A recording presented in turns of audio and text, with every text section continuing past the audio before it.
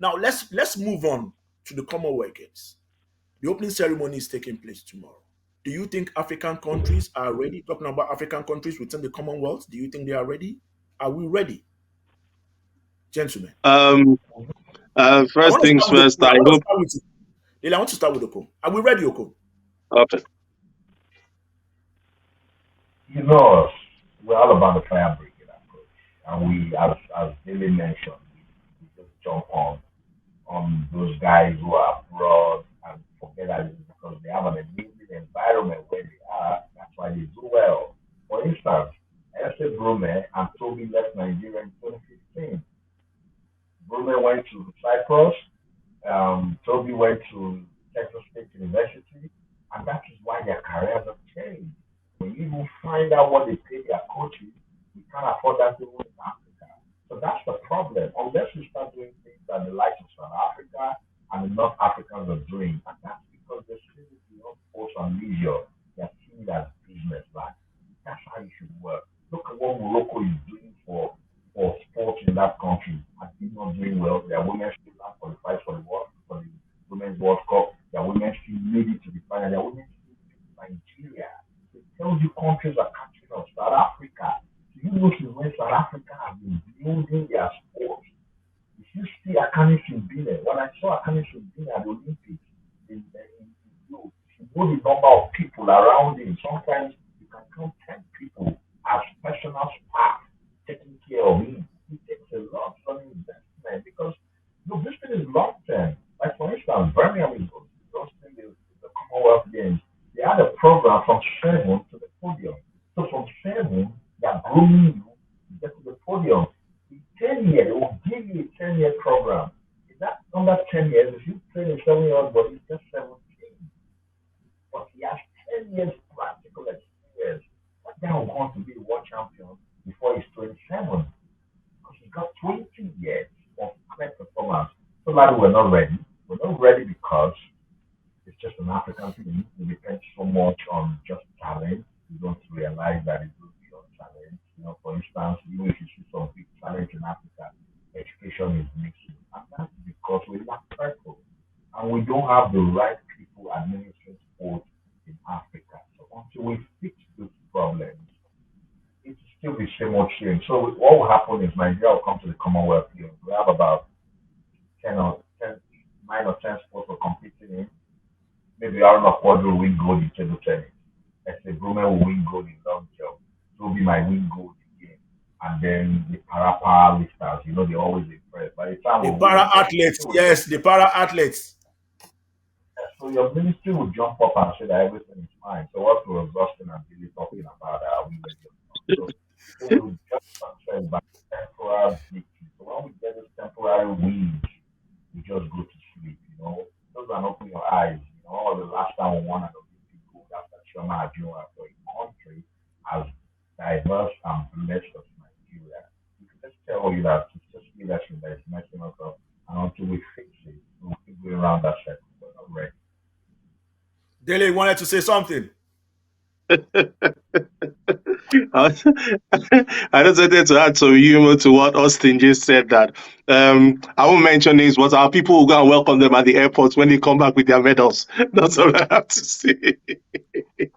I saw a post. I saw a post on Facebook by the minister congratulating Toby Amushon and Ise Brume for their feat, in the USA. And I was like, wow, it's nice. At least it's good to be known for something.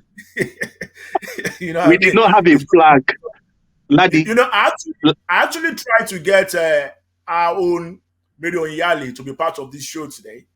And she replied me in a message I sent to her by saying that she can't grant any interview because she now works with the sports minister and she needs to get a clarification from the minister to grant me an approval. interview. And I was like, really? No, no. You see, talking about Jamaica, you made mention of Jamaica the other time that what's it called? Usain Bolt. Bull was nurtured from secondary school level. There was a time Asaba, Delta State government had a sports summit, and I was part of that sports summit. With the late ace, what's it called? Correspondent with Channels then, we still rest in peace. His name is not coming to me right now. So we were both at that Asaba summit, and then the Jamaicans were there to present a paper. And the Jamaicans made all the sport administrators and all the journalists seated to understand that they have a program that starts from primary school. They identify those athletes from their primary school level, and they start to monitor them and nurture them till they get to stardom. Do we have the patience to do that? In Nigeria, we're used to, in our own system, the sports ministry is used as a tool to compensate loyal party members. So when you use the sport ministry as a compensation tool to loyal party members who know next to nothing about sports, how do we move from this level to the next level? How do we have a program? How do we have a structure that will follow? It is doable. I tell you guys, it is doable to have the kind of structure the Jamaicans have, the East Africans have. It is doable. It's just all about putting the right people in position. Not you putting somebody in position because it's your relative, or probably because it's your cousin, or it's your tribesman, or probably you guys attend the same church. Give the job to the best man. We'll be talking about this for ages. It's just all about giving the job to the best man. We have so many ex-internationals loafing all over the country right now. Some are in America, some are in Europe. They are not doing anything. They are not making any money. They are not impacting the knowledge they have into these young kids growing up.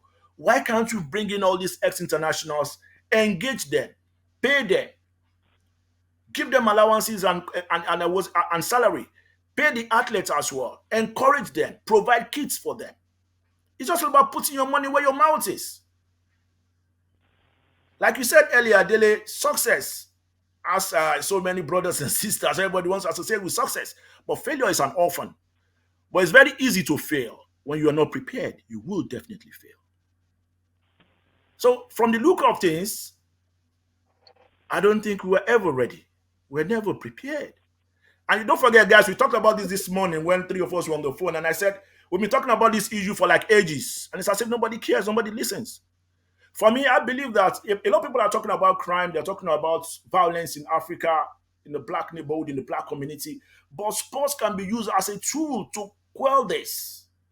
Sports can be used as a tool to get so many miscreants off the street. It's just all about you making it enticing for them. Make it attractive. They will jump onto the bandwagon. You know, Ladi, that in America, the police worked with the boxing union to use boxing to take crime on the street. And that was how they discovered Wilder and a lot of talented boxers. See, that's why I say it goes beyond just attending competition. You need people who can see beyond sports. You see, like in that case, the government saw it as what can be used to transform lives, to instill character, and create other elements in the society. And it's like, what can we use to do? Let's use boxing. It goes beyond just discovering talent for them to go to competition. So administrators will get opportunity to get extra coach and also travel.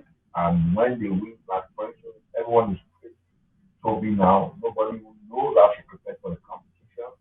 You will just say, well, as long as she's abroad, she has the right environment. And that needs to stop. It needs to stop because if we continue, we're going to keep ignoring the fabrics, foundation back home because we're not building. Back in the day, you know what the principal sport was to us as children. Inter-house sport was so big that after inter-house sport, you know you're going to represent your school at another level. We destroyed all those structures, like gone. And it was through that same school structure that we found Marion Yali, Manila Tobukoya, the nephew of Kudopong, Uchoma Ajumwa. You can go on and on and on. But we destroyed that fabric. And you see those names I mentioned now, almost all of them are Olympic medalists. And they came from Nigeria. So how come in the 2000s, everything gone? Because we got to a stage where we felt we're comfortable with what we had achieved. Look at Great Britain, for instance. What was a deal with athletics? It was a 5-year program. And then now there's no way you talk athletics that you're not respecting that. Where was big football in the last 7 years? They jumped up, put in a proper program. I think they won the under 20. They reached the finals on the 17. The men went to the final of the World Cup in Russia, the semi-finals in Russia. They got to the final of the Euros. 7 year plan. A plan, deliberate planning with the right leadership. Well, now to keep using sports as politics in Nigeria, using for propaganda. A club chairman for football will not give more naira to the team. The fact that they win, everybody will jump out and you see money. Ladi, sorry, let me just, Ladi, sorry, before you cut us short, let me just add something to what Austin just said. When I was in school, which was about our year, we looked forward to inter-school relay during inter-house sports because that is when the big boys come out to run. I went to King's College. We look forward to the likes of Fimbas, Methodists, Baptist boys. When these boys are running, you can't. It's no joke. We not on there can't follow anybody play. That is how it was. That was a platform for the government to tap into young talent. Principal's Cup was a platform for them to tap into young football talents. Likewise, other grassroots sports developments. Well, they killed everything. The government killed everything because left to them, it wasn't favorable. Left to them, it wasn't getting them funds immediately. Like you said, the sports industry has become a form of settlement for followership, for loyalty in the country. It is sad. We both, say, three of us, I just don't want to put you guys on the spot. We've been to several sports federation elections. You know the kind of people that come and compete. You begin to ask yourself, what is this man's pedigree in this sport? What is this woman's pedigree in this sport? I saw Austin in Abuja the other day. Austin, I just don't want to mention names, but you know what I'm saying. It is sad. It is sad.